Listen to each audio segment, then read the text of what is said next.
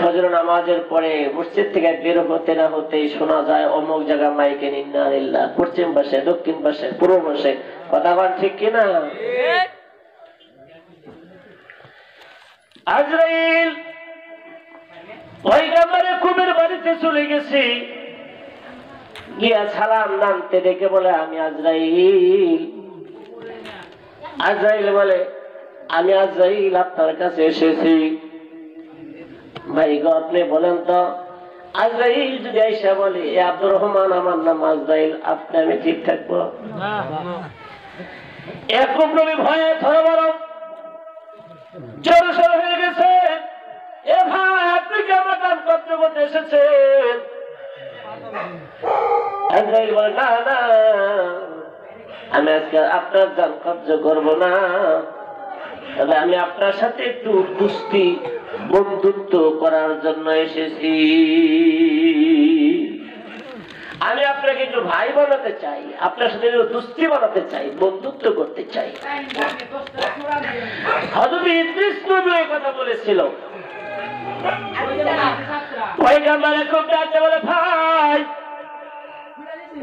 তুমি আমাকে বন্ধু বানাতে চাও, আমাকে ভাই বানাতে চাও, আমার একটা আবেদন, আমার একটা নিবেদন। বলে কি আবেদন ভাই আপনার? ও ভাই আজরাইল আপনি তো আমার দান কবজ করবেন, যতগুলো প্রাণ আছে সমস্ত জীবনদারির জীবন হরণ করার দায়িত্ব আল্লাহ পাক আমাকে দিয়েছে, আমি তো দান কবজ করবো। এবার এক নবী কয় ভাই আজরাইল যখন আপনি আমার দান কবজ করতে আসবেন তার আগে একটু আমাকে মেসেজ দিবেন, আমাকে একটু খবর দিন যে ভাই আপনার জান কিন্তু কবজ করার সময় পরে হয়ে গেছে। এরকম বলে ভাই আজরাইল যদি আপনি একটু খবর দেন আমি সব কিছু বাদ দিয়ে আল্লাহর ধ্যানে মগ্ন থাকতে পারবো, অনেক কথা চিন্তা করতে পারবো, আল্লাহর ইবাদত আল্লাহর বন্দেগী বেশি বেশি করে করতে পারবো। ঠিক না? কিছুদিন পরে হঠাৎ দেখা যাচ্ছে হাজির হয়ে গেছে। আসসালামু আলাইকুম। হে নবী ইয়াকুব। ইয়াকুব বলে ভাই আজরাইল কি মনে করে আপনি এসেছেন? বলে ভাই আমি আপনার জান কবজ করতে এসেছি। ইয়াকুব নবী কয় ভাই কেন গো কেন গো, আপনার সাথে আমার সাথে কথা ছিল, আমার জান কবজ করতে আসার আগে আপনি আমার একটু মেসেজ দিয়ে আইবেন, আপনি আমার একটু খবর দিবেন যাতে করে আমি সব কিছু বাদ দিয়ে আমি আল্লাহকে বেশি বেশি স্মরণ করতে পারি। সুবহানাল্লাহ। আজরাইল বলে ভাই ইয়াকুব আমি আপনাকে খবর পাঠাইছি, আমি আপনাকে সংবাদ পাঠাইছি।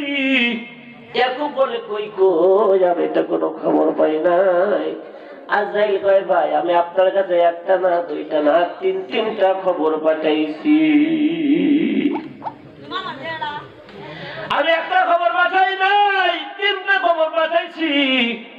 বলে কেমনে পাঠাইছেন? আমি তো খবর পাই নাই। ইয়াকুব রে, আজরাইল ডাক কয় আদম থেকে আপনি পর্যন্ত যত মানুষ চলে গেছে কোন মানুষের দাড়ি আর চুল সাদা হয় নাই, কোন মানুষের দাড়ি আর চুল পাকে নাই।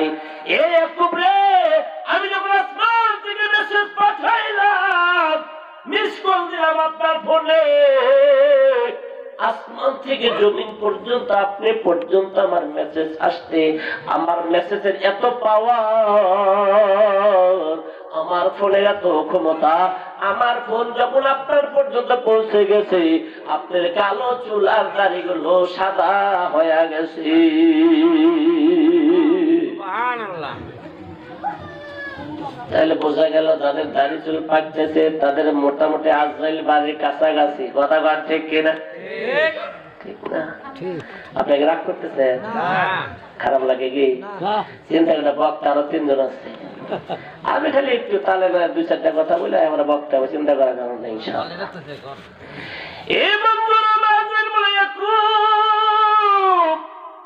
প্রথম মিস কল মারলাম,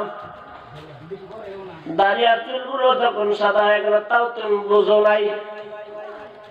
2 নাম্বার মিস কল মারলাম, তখন তোমার এই চোখের জ্যোতিটা এখন ঝাপসা ঝাপসা ঝাপসা দেখা যায়। আগে তো এখান থেকে তাকাইলে গরুটা দেখা যায়, তো এখন 2 হাত সামনে কি আছে তুমি দেখো না, ঠিক না? তারপরেও তুমি বুঝো না, এবার আমি কেমনে বুঝাতে মোবাইল চালানো বুঝি না। এখন কিছু দাদার আছে রাত্রে দেখছে দেখছে দেখছে দেখছে কেনা ফোন দিছে কথা বল পাই কিনা নাচে কথাটা চাপতে ধরো, তাও তো বুঝি না তুমি রিসিভ করে দে নাতে চাপ দেখ হ্যালো কয় কথা বল লাগে। আজল করে ভাই রে 2 নাম্বার মিস কল দিলাম আপনাকে, আপনি টের পান নাই। বলে আমি কেমনে টের পাবো, আমি তো মোবাইল চালানো জানি। আজল কয় 2 নাম্বার টিপ দেওয়ার পরজন আপনি সতর্ক হন নাই। 3 নাম্বার মেসেজ দিলাম, এই যে আমার জোয়ান ভাইরা বাবারা যারা আছে তাদের চামড়া গুলো টন টন টন টন, কথা বল ঠিক কিনা? যারা বুড়ো হয়ে গেছে চামড়া ঢিলে গেছে কথা কয় না, কথা কয় না। 3 নাম্বার মিস কল দেওয়ার সঙ্গে সঙ্গে তোমার টান টান টান টান চামড়া গুলো ঢিলা হয়ে গেছে, কোমরের শক্তি কইমা গেছে। আগে যা পারছো এখন আর তা খাইতে পারো না, কথা বল ঠিক কিনা? এই 3টা মিস কল মারছি তোমারে, আজকে থেকে শুধু তুমি নয় কিয়ামত পর্যন্ত যতগুলো বুনিয়াদম থাকবে মানুষ থাকবে, এই 3টা মিস কল প্রত্যেকের উপরেই আমি মেরে দিলাম।